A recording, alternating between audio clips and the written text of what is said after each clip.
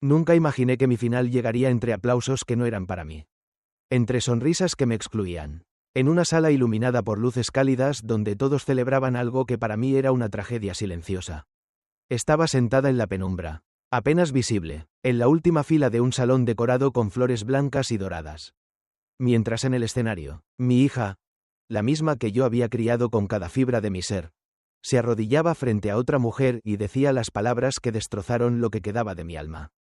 Gracias, gracias por sacar a papá de ese matrimonio fallido, por cuidarme todos estos años, por ser la verdadera madre que necesitaba, la mujer que recibía esas palabras, la amante de mi exmarido. Sonreía orgullosa mientras acariciaba el cabello de mi hija como si ese lugar siempre le hubiese pertenecido. Carlos, el hombre que me prometió una vida y me entregó una traición. Subió al escenario para completar la escena. Los tres se abrazaron bajo la mirada complacida de los invitados. Una familia perfecta, menos yo. Nadie se percató de mi presencia. Nadie me buscó con la mirada. Era como si nunca hubiese existido. Me sentí como una intrusa en la vida que yo misma ayudé a construir. Esa fue la última escena de mi primera vida. No recuerdo el momento exacto en que mi cuerpo se rindió al cáncer hepático que me consumía. Pero sí recuerdo la última imagen. El abrazo ajeno. El olvido deliberado. La traición sin arrepentimiento. Morí sola, enferma y con un corazón hecho pedazos. Pero el destino, o tal vez el castigo, me dio una segunda oportunidad. Desperté en una habitación que conocía bien. En la villa frente al mar que alguna vez compartí con Carlos.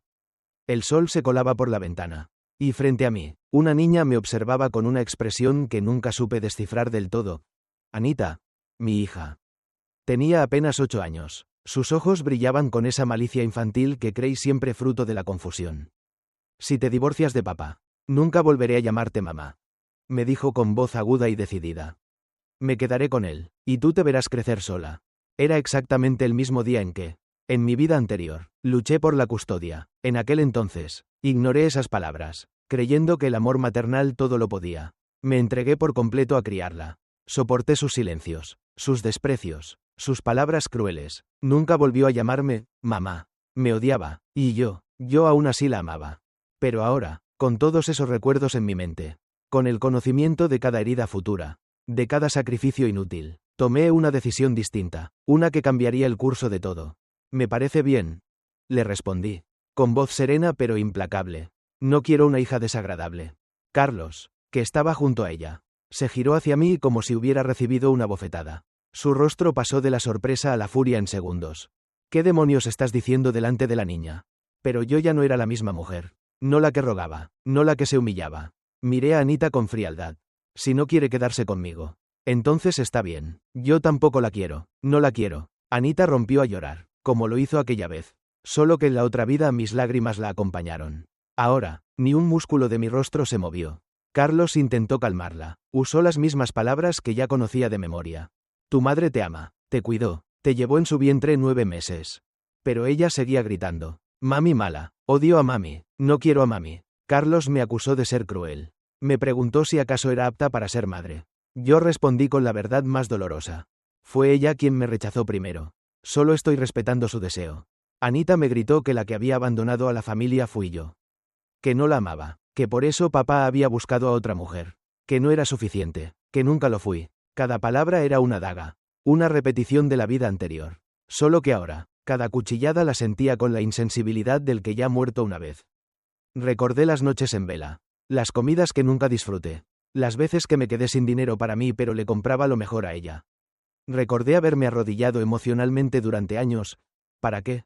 Para oír, incluso en mi lecho de muerte, que no fui suficiente. No, esta vez no. No lucharé más. Dije. Esta vez para mí misma. Renuncié voluntariamente a la custodia. Pero no como un acto de derrota, sino como la primera decisión de una mujer que había vuelto a nacer. Volví al apartamento en la ciudad, donde mi empresa, la misma que Carlos me hizo dividir injustamente en el pasado, aún respiraba. Me juré que esta vez no cedería ni una acción más, que podía dejar ir a Anita, pero el dinero, el legado de mi padre, no, ese sería mío. Mi madre, siempre directa, me apoyó como nunca lo hizo en la otra vida. Una hija ingrata no vale una fortuna, dijo con voz firme. Si no la quiere, adopta otra, hay niñas que agradecerán lo que haces. Y la recordé, a ella, Lucía, La niña huérfana que vino a cuidarme cuando estaba postrada. Que me lavaba el cabello. Me daba de comer. Me contaba cuentos. Y usó sus ahorros para mis tratamientos. Una niña que no me debía nada. Y aún así me dio todo. Fui a buscarla. Supe que estaba en una competencia de matemáticas. Vi su foto. Sus ojos brillaban con una intensidad que me atravesó el alma. Quiero adoptarla. Le dije a la directora. Me dieron sus medidas. Le compré ropa, zapatos, libros, todo sencillo. Pero elegido con amor. Y entonces, el destino, cruel como siempre, me puso cara a cara con el pasado. En el centro comercial, vi a Carlos, a su amante, María, y a Anita. Carlos me saludó con esa cordialidad falsa. Anita, con el desprecio aprendido. María, con la sonrisa altiva de quien cree haber ganado. Me preguntaron para quién eran las compras.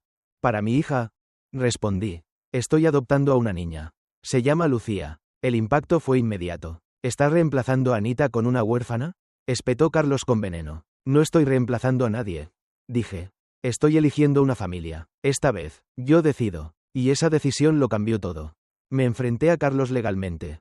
Descubrí que intentaba vender acciones de nuestra empresa falsificando mi firma. Lo denuncié. Su caída fue estrepitosa. La amante perdió los lujos. Anita, su estatus. Lucía, en cambio, ganó un hogar. La primera vez que la vi en persona. Me estrechó la mano con firmeza y me preguntó. ¿Por qué quiere adoptarme? Porque tú vales la pena. Respondí. 2 años después, Lucía es mi hija legal. Brillante, fuerte, noble. Anita va y viene. A veces se queda en casa. Habla poco. Pero escucha mucho. Observa, pregunta. Un día me miró, con los ojos húmedos, y dijo, ¿la quieres más que a mí? Tú elegiste irte. Le respondí con ternura. Yo elijo seguir adelante. La maternidad no es solo dar vida. Es también elegir a quién amar. Y esta vez, elegí amar sin ser destruida. Porque esta vez, la última palabra fue mía. Las cosas no volvieron a ser como antes. Pero tampoco debían serlo. Después de que Anita regresó con Carlos. La calma volvió por un breve período. Lucía y yo nos sumergimos en nuestra rutina. Desayunos sencillos pero compartidos. Tardes de estudio, lecturas en voz alta, y noches en las que nos sentábamos en el balcón a ver las luces de la ciudad. Conversando sobre todo y nada. Me sorprendía cada día con su madurez, su capacidad para escuchar y su forma, tan única, de comprender el mundo sin resentimientos. Pero incluso la paz más dulce está condenada a ser perturbada cuando se arrastra un pasado que se niega a morir. Una mañana, mientras revisaba los reportes financieros en la oficina, mi abogado Manuel entró sin avisar. Su rostro tenso no anunciaba buenas noticias. Carlos ha empezado a mover dinero. Soltó de golpe. Sabemos que accedió a fondos de la empresa conjunta. Creíamos que no podía tocarlo sin tu firma. ¿Pero? Pregunté con frialdad. Está falsificándola. Intentó vender parte de tus acciones a un competidor usando documentos fraudulentos. Lo descubrimos porque uno de nuestros clientes, el comprador, quiso verificar la legitimidad de la operación. Mi estómago se contrajo. ¿Y? Vamos a frenarlo. Ya, pero tienes que autorizar una demanda por fraude y uso indebido de identidad. Si actuamos ahora, no solo evitamos que venda nada, también podríamos congelar todos sus activos, incluido lo que haya traspasado a nombre de María.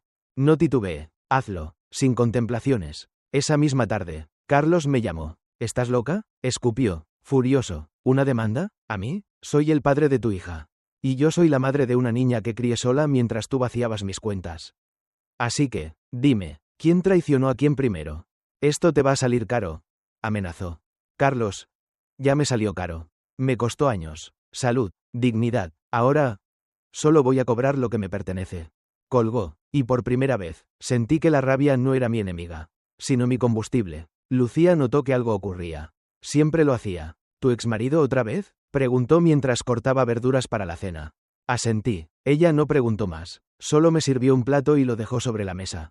Con esa serenidad que yo jamás había sentido en Anita. A veces, me preguntaba cómo era posible que una niña con una infancia tan difícil pudiera mostrar más compasión que alguien que lo tuvo todo. Pero había aprendido que no se trata de lo que se recibe, sino de cómo se elige responder. Las consecuencias no tardaron. Carlos se vio obligado a vender propiedades, incluyendo la mansión donde vivían. María, con el orgullo herido, empezó a filtrar comentarios venenosos en redes sociales. Se hacían pasar por víctimas. Una madre despechada arruinando la vida de su hija. Una empresaria vengativa. Nada nuevo bajo el sol. Pero yo ya no era aquella mujer que temblaba ante las críticas. Y entonces, ocurrió lo inesperado. La directora de la escuela de Anita me llamó. «Ha ocurrido un incidente», dijo, con voz preocupada. «Necesitamos que venga cuanto antes». Corrí, el corazón palpitaba como un tambor de guerra. Al llegar, encontré a Anita en la enfermería. No estaba herida físicamente. Pero sus ojos decían otra cosa. Vacíos, rotos. «Señora Vega». Me saludó la directora. «Su hija ha tenido un episodio emocional. La encontramos sola, llorando, en el baño». No respondía. Anita evitó mirarme, pero sus dedos se aferraban a su mochila como si fuese lo único que aún podía controlar. «¿Qué pasó?», pregunté suavemente. Ella finalmente alzó la vista. Escuché a María decirle a papá que todo fue un error, que nunca quiso una hija ajena, que o yo o ella, que ya está harta de fingir. Sus palabras me atravesaron. «¿Y tu padre?». Se quedó callado. Luego me dijo que fuera a mi cuarto. Cerré la puerta. Escuché gritos, golpes, silencios, y me escapé. Una pausa. No sabía a dónde ir. Así que vine aquí. Me acerqué lentamente y, sin decir palabra, le tomé la mano. «¿Puedo quedarme contigo?», susurró. No respondí enseguida, porque el corazón, aunque herido, aún duda, pero Lucía tenía razón desde el principio. Algunas heridas no se curan con promesas, sino con acciones. «Sí, Anita, puedes quedarte». Aquella noche, la casa era otra. El aire tenía peso. Lucía no dijo mucho, pero, antes de irse a dormir, dejó una manta doblada sobre la cama de invitados. Un gesto simple, pero cargado de significado. Y entonces, llegó el momento inevitable. «¿Por qué nunca me dijiste la verdad?», preguntó Anita desde la puerta de mi dormitorio. «Sobre él, sobre la amante, sobre la empresa. Siempre pensé que lo estabas destruyendo por venganza». «Porque eras una niña», respondí. «Y porque me ilusioné con que algún día lo entenderías por ti misma. Pero me equivoqué. No debería haberte protegido tanto de la verdad. ¿Y ahora? Ahora, te la mostraré toda. Sin adornos». Los días siguientes fueron de revelaciones. Le mostré los registros bancarios, los contratos alterados, las mentiras de Carlos, la manera en que manipulaba incluso las emociones más inocentes para que todo girara a su favor. Anita escuchaba en silencio. A veces interrumpía, a veces lloraba, pero no se marchaba. María dijo que yo era una carga. Me confesó una noche. Que ojalá no hubieras aparecido nunca. Que antes de ti todo era perfecto. «¿Y tú qué piensas?». «Que me equivoqué de madre por muchos años», susurró. «Y que tal vez aún pueda aprender a ser hija». Una semana después, Carlos se presentó en la puerta. «Esto es una locura. Anita es mía. Devuélvemela. No es un objeto, ni una propiedad, ni un trofeo. Es una niña, y tú no eres apto para cuidarla». Carlos intentó empujar la puerta, pero detrás de mí, una voz lo detuvo. «No quiero volver contigo». Anita apareció al final del pasillo, con la frente en alto y los ojos firmes. «Quiero quedarme aquí». Carlos se quedó mudo. Luego escupió una última amenaza y se fue. Para siempre. Meses más tarde, el tribunal falló a mi favor. Custodia completa, y ningún acceso sin evaluación psicológica previa. Carlos se hundió. María lo abandonó. Y en los círculos empresariales, su nombre se volvió sinónimo de fraude y decadencia. Yo, en cambio, reconstruí mi vida, no para vengarme, sino para demostrarme que merecía ser feliz. Lucía y Anita ahora compartían habitación. Risas, tareas, a veces discutían, como hermanas, pero al final del día, dormían sabiendo que estaban en casa. Una verdadera casa, sin gritos, sin mentiras, sin fingir amor, solo con la verdad, cruda, dolorosa, pero sincera, porque cuando eliges una nueva familia, eliges también a quién le das la verdad. Y la verdad, fue el primer acto real de amor que le ofrecí a mi hija. Carlos Jiménez siempre fue un hombre que supo moverse entre las sombras. Su encanto superficial, su facilidad para manipular palabras, y su talento para hacer pasar ambición por visión empresarial lo convirtieron, durante años, en una figura respetada, temida, admirada. Nadie miraba debajo del traje a medida, de las sonrisas ensayadas, de los discursos en las reuniones de inversores. Nadie, excepto yo, y ahora, también Anita, tras perder la custodia de nuestra hija y enfrentar una demanda judicial por fraude y falsificación. Carlos intentó mantenerse a flote con lo poco que le quedaba, contactos, orgullo, y esa capacidad suya para disfrazar ruina con discursos grandilocuentes. Pero el castillo de naipes que había construido durante tanto tiempo comenzó a derrumbarse. Primero fueron los socios que le dieron la espalda. Luego, los empleados que desertaron tras saberse las verdaderas causas de su caída. Más tarde, María lo abandonó sin previo aviso. llevándose consigo las últimas joyas que no había vendido y dejando una carta breve en la que se leía: «No me quedaré a ver cómo te haces pedazos. Esto no es lo que prometiste». Carlos quedó solo en un apartamento alquilado de paredes desconchadas, sin calefacción suficiente, y con facturas acumuladas en una bandeja polvorienta junto a la puerta. Nadie lo visitaba, nadie lo llamaba, ni siquiera la prensa, que había dejado de interesarse por él una vez que su caída se convirtió en una noticia vieja. Y entonces, Anita apareció. Esa mañana, ella me pidió ir a verlo. Su voz era tranquila, sin rastro de rencor, pero con la madurez de quien había entendido. Al fin, la verdad de las cosas. No quiero que se quede sin saber lo que pienso, pero tampoco voy a consolarlo, me dijo. Solo, necesito cerrar algo. La acompañé, no dije una palabra durante el trayecto. Me limité a conducir, mientras Lucía nos observaba desde la ventana del apartamento. Su figura pequeña despidiéndose con una tímida mano alzada. Carlos abrió la puerta con la barba crecida y los ojos hundidos. Vestía un pantalón de chándal y una camiseta descolorida que una vez había sido blanca. Cuando vio a Anita, se irguió ligeramente, como si su cuerpo recordara vagamente la dignidad. «Anita», murmuró, «hija». Ella entró sin invitarse. Se sentó en el único sillón decente de la sala, observando el desorden, las latas vacías, las cuentas abiertas sobre la mesa, los papeles legales esparcidos como heridas sin cerrar. «No vine a quedarme», dijo sin rodeos. «Vine a decirte lo que tengo que decir». Carlos la miró, confuso. Aún creía tener control. Aún pensaba que bastaba con jugar a la víctima para reconquistar su mundo. «Todo esto es culpa de tu madre. Ella me destruyó», empezó. Pero Anita lo interrumpió. «No, te destruiste tú solo. Mamá solo dejó de salvarte». Sus palabras cortaron el aire como un cuchillo. Carlos tragó saliva. Intentó una sonrisa. «Torpe. Ella te llenó la cabeza de mentiras». «No, me abrió los ojos», dijo Anita. «Y tú te encargaste de terminar el trabajo». Se hizo un silencio tenso. «No puedo seguir odiándola», continuó la niña. «No después de todo lo que vi. Lo que hiciste, lo que permitiste que María dijera de mí. De ella. De nuestra familia». Carlos bajó la mirada. Su espalda, antes erguida, se curvó ligeramente. Ya no era el hombre que dictaba órdenes. Era un reflejo roto de sí mismo. «Yo solo quería lo mejor para ti», intentó. «No, querías lo mejor para ti. ¿Y si yo encajaba en eso? Bien, si no, también». Carlos se quedó en silencio. Por primera vez, entendió que había perdido algo que no se recupera: el respeto de su hija. «No te odio, papá», dijo Anita con voz baja. «Pero tampoco puedo admirarte». Se levantó. Yo la esperé en el umbral. Carlos me miró. Intentó decir algo, pero no había nada que pudiera reparar lo que se había quebrado. «Adiós», murmuró Anita. Y fue eso, el adiós final, sin gritos, sin dramatismos, solo la aceptación amarga de lo que ya no sería. En el coche, Anita no lloró, solo miró por la ventana. Pensativa. «Pensé que lo vería derrumbado», dijo después de un rato. Pero no, solo estaba vacío. «La caída no siempre es un espectáculo», respondí. «A veces es un silencio que se queda para siempre». Cuando llegamos a casa, Lucía había preparado chocolate caliente. Anita se sentó junto a ella en el sofá, sin decir nada, y aceptó la taza que le ofrecía. Luego, apoyó la cabeza en su hombro. No necesitaban hablar. Lucía simplemente entendía. Y yo, desde la cocina, las observé, no con tristeza, sino con esa extraña paz que llega cuando todo ha sido dicho. Carlos cayó, pero de su ruina, surgió algo más fuerte. La conciencia de una hija que al fin había despertado.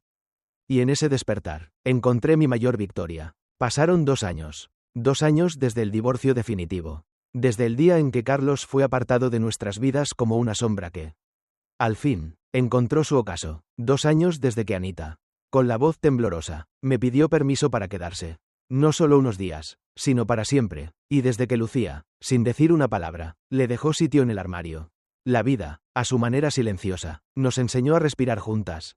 Yo volví a llamarme madre, no porque alguien lo exigiera, sino porque mis hijas, sí, en plural, me lo devolvieron sin condiciones. Anita tardó meses en pronunciar la palabra con naturalidad. Al principio, lo hacía como si probara un sabor nuevo. Incierta, pero un día, después de un examen escolar, entró corriendo a casa y gritó: «Mamá». Saqué un 10, y yo supe que ya no era solo una palabra. Era un puente. Lucía, por su parte, nunca necesitó etiquetas. Ella era el cimiento de nuestra nueva familia. Su madurez seguía impresionándome, pero también comenzó a dejar salir su lado infantil. A veces pedía que le leyera cuentos antes de dormir. O se acurrucaba junto a mí en el sofá, pidiéndome abrazos sin decirlo. En poco tiempo, nos convertimos en eso que nunca tuve con Carlos. Una familia real. No perfecta, pero honesta. Profesionalmente, mi empresa floreció. Una vez libre del lastre de la manipulación de Carlos y los contratos tóxicos que me amarraban. Comencé a tomar decisiones con claridad. Reestructuré, invertí en innovación, contraté talento joven, mis antiguos colegas, que antes me miraban con recelo por estar distraída por asuntos personales. Ahora me buscaban como mentora y socia. Recibí premios, me invitaron a conferencias, me publicaron en revistas de negocios. Pero nada se comparaba a las cenas en casa con Lucía y Anita, donde hablábamos de sus proyectos escolares, de matemáticas y literatura, o incluso de cómo hacer el mejor arroz con leche del mundo. Una competencia que ambas tomaban con la seriedad de una cumbre diplomática. Carlos, mientras tanto, cayó en el anonimato. Lo último que supe fue que trabajaba en un taller mecánico, bajo las órdenes de un antiguo compañero. María lo dejó definitivamente, según los rumores. Ahora vivía en otro país, con otro apellido, como si pudiera cambiarse el alma con solo huir. Anita nunca volvió a pedir verlo. Y yo no me lo impedí. No por venganza, sino porque, esta vez, ella también había aprendido a protegerse. Un día, Anita recibió una invitación para participar en una olimpiada académica. Fue seleccionada para representar a su escuela en historia y lenguaje. Cuando regresó del examen clasificatorio, se lanzó a mis brazos con una mezcla de orgullo y nerviosismo. No habría podido sin ti, dijo. Lo hiciste tú sola, le respondí. Lucía, que observaba desde la mesa, murmuró. Técnicamente, no sola, mamá te preparó toda la semana. Anita sonrió. Cierto, gracias, mamá. Mi corazón dio un vuelco. No porque no lo dijera a menudo ahora, sino por el tono. Había ternura, había pertenencia, había verdad. Meses después, cuando la premiaron en la ceremonia regional, subió al escenario sin dudar. Le entregaron la medalla, tomó el micrófono y, ante toda la audiencia, pronunció unas palabras que aún hoy, al recordarlas, me humedecen los ojos. Hubo un tiempo en que pensé que la familia era algo que se imponía, que se heredaba, que no se podía elegir. Pero me equivoqué, la familia también se construye. Y a veces, la mejor familia empieza cuando una madre decide no rendirse, incluso cuando su hija la rechaza. Bajó del escenario directo a mí, y me abrazó. No importaron los aplausos, ni las cámaras, solo ese gesto, que sanó todo lo que alguna vez estuvo roto. Un domingo por la tarde, mientras paseábamos por el parque, Lucía me tomó de la mano y dijo, sin aviso, cuando sea grande, quiero ser como tú. ¿Exitosa?, le pregunté en broma. No, respondió con una sonrisa tímida, paciente, y fuerte, aunque duela. Anita, que caminaba junto a nosotras, añadió, y valiente, porque nadie se atreve a empezar de nuevo como tú lo hiciste. Y ahí lo entendí. La redención no siempre llega en forma de disculpas. A veces, llega en el reflejo de tus hijas, en su respeto, en su amor sin condiciones. Mi nombre, ya no era solo Elena Vega. Era mamá, de dos. Y eso, más que el éxito, más que los premios, más que las cuentas bancarias rebosantes, era la verdadera victoria de mi vida.